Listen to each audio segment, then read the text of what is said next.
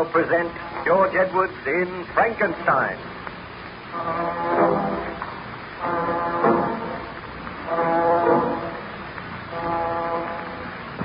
Baron Frankenstein is taking shelter in the good ship Voyager, where he is the guest of Captain Walton. While the Voyager was icebound, Frankenstein told the captain some of his tragic story. He told of the creation of the monster, of its escape and return.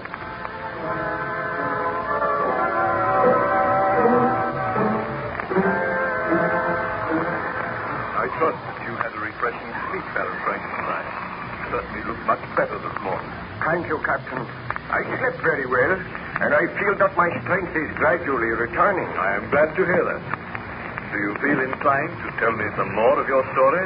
Well, I remember telling you how the monster had returned. He had learned to speak, and he begged me to make him a mate. Yes. One cannot help feeling a little sorry for him. I know what it is to be bitterly lonely. I also know, but the monster rushed out of the house when I refused. My wife and I discussed the matter. I sent for the burgomaster and begged that his officers would look for the monster. Some little time later, the storm burst in all its fury. The rain came down in torrents, and the thunder roared. My wife approached me anxiously. Victor, do you know that Justine has not brought little William home yet? I had almost forgotten about them, Elizabeth. Are you sure they have not come home? I have searched the house. I have asked the other servants, and they have seen no sign of them. Dear, this is most disturbing. You instructed the woman to come home before the storm burst.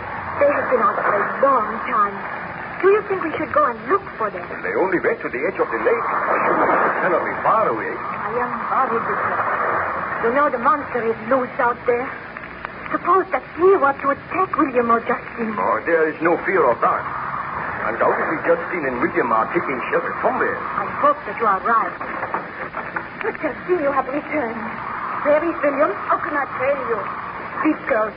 Where is William? I took him to the lake, and I was playing with him there. He ran away from me. He went into the woods. It took a long time to find him, but I failed. I called his name time and time again, but there was no reply. Storm burst. I became panic-stricken. I have been out in the rain searching for him. I fear that he may have fallen into the lake. Victor, you must go at once. Find the burgomaster and his men. Tell them to forget about the monster. They must find William. I will go now. Have hope and courage, Elizabeth. I am sure that I will find William somewhere. Madam, how can I ask your forgiveness? I swear that I meant no harm to come to the child. You should have stayed with him, Justine. If any harm has come to me, I will never forgive myself. Well, go and change your clothes. You are wet through, and then come down here. We will wait patiently for Baron Frankenstein to return. Ah, Victor, you have not gone yet. I am taking some of the servants with me. I have left word here that if the burgomaster and his men return, they are to look for William. Wait for me, Elizabeth. I will return as soon as possible. Well, Baron Frankenstein, did you succeed in finding the child? Well, for 2 hours I searched, taking my faithful servants with me. We wandered through the woods, calling the child's name, but there was no reply. At last, somewhat dispirited, I returned home to find my wife and Justine waiting for me. As soon as I entered... Victor, is there any news? Did you see any sign of William? Not a sign. He must have fallen into the lake, and it was my fault. Victor, I am distracted. What can have become of William? I do not know, my dear. Did the burgomaster return? He has not been back yet. The storm is abating. Yeah, it is passing. We will continue our search all through the night. Yes. I hear men's voices. So the burgomaster is returning. Bring him in here, Justine. As you command, Baron Frankenstein. Oh, I blame myself for this in a way. Victor, we should never have allowed Justine to take William out today. She should have taken better care of him. She should never have allowed him to stay out of her sight. What is that? A woman screamed. Victor, what can it mean? Burgomaster, what has happened? Who screamed? I am sorry to tell you, Baron Frankenstein, that a tragedy has occurred. My men have found the body of the child, William. William? He's dead? Yeah, the girl Justine saw his body when we were carrying it in. My men are holding her. Elizabeth, I do not know what to say to you. Burgomaster, tell us what has happened. I only know that we were searching for this monster of whom Baron Frankenstein spoke. During the course of our search, we looked through some rushes on the edge of the lake, and there we found the body of the boy, William. He was lying face downward in shallow water, and he was dead when we found him. Did you send for a doctor? Yeah, we did, but the doctor could not have helped in this case, Baron Frankenstein. Do you think the boy tripped and fell into the water? I think that he was pushed into the water. And I think Justine was responsible for the crime. Oh, no. You must not say that. You have been away, both of you. But it is common talk here that Justine disliked the boy. She was always scolding him, and she told people that he was a difficult child. And we think that in a fit of rage, she pushed him into the water. Oh, I do not think that is possible. Well, let us have the girl in here and question her now. But my wife is grief-stricken. She need not remain here. Let me go and look at the body of William. I will send Justine to you. Very well, my dear. But do not distress yourself. Please go to your room and rest. I feel that I should never be able to rest peacefully again. I will wait here with the burgomaster. Tell them to bring Justine in here. Very well, my dear. I know this is most distressing for you, Baron Frankenstein, but I have my duty to do. And if my suspicions are correct, then Justine will be arrested. Tell me, Dick. Did you see any sign of the monster? Any huge footprints? No, we did not. The rain was coming down in torrents. No footprints would be left. Oh, bring Justine in here. Why have these men seized me? I have committed no crime. Hear me, girl. Is it not true that you were always scolding the child? He was a wayward child, and as he was in my charge, I had to correct his fault. You are a woman of unbridled temper, and at times you have been known to strike the child. Why, this is news to me, burgomaster. She has been seen to strike the child. That is not true. That is true. Will you admit that at times you have struck him? Yes, I have struck him, but merely because he deserved it. You had no right to do that. Hear me, Justine. Is it not true that in a fit of rage you pushed the child into the lake? That is untrue. I swear I did not push him into the lake. He ran away from me. He went into the woods, and I could not find him. You must believe me. We do not believe you. Baron Frankenstein, you know I would not kill the child. Address your remarks to me, Justine.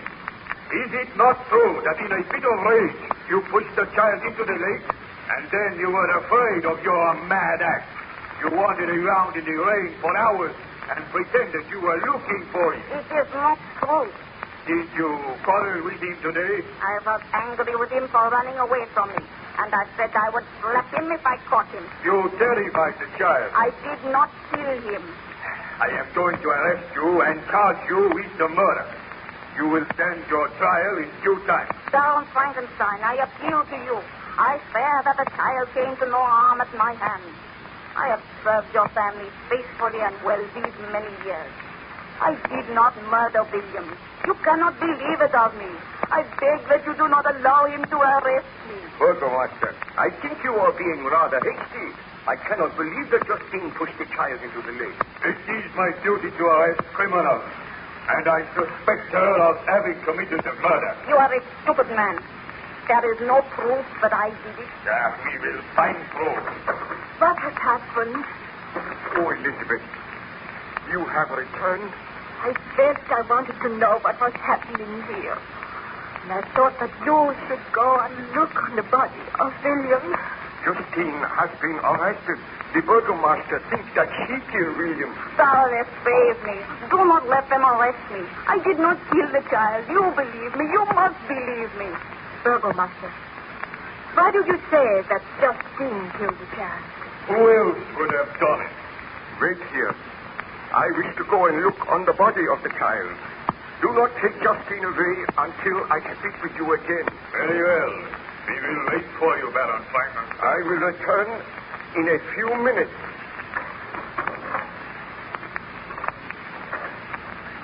Now, Justine, it will be better for you if you tell the truth. If you confess, then there may be a chance of saving your life. But if you persist in your denial and the court finds you guilty, then you will surely die. But I am not guilty. And I know the Baroness does not believe that I am guilty. Perhaps the Baroness is not aware that at times you struck the child. Is that true, Justine? I had to correct his fault. Never at any time did I strike him hard. Oh, you had no right to strike him. I go to my knees before you, Baroness. I swear I am innocent of this charge. Please help me. Enough of that, Justine. You shall receive a fair trial. But I am convinced that you are guilty. Burgomaster, this girl is not to be taken from the house. What ails you, Baron Frankenstein? She did not murder the child. What? How do you know? Did you not observe the marks upon the child's throat? He was strangled. The marks were the same as those upon the throat of my poor servant Julio. I am in reality the murderer of that child. Baron Frankenstein, what tragedy you have faced. Well, even now, when I think of it, I feel that I loathe that devil. But I cannot die yet. Will you tell me some more of the story? Not now. Let me just rest for a while. Come to me later, and you shall hear further details of my tragic life.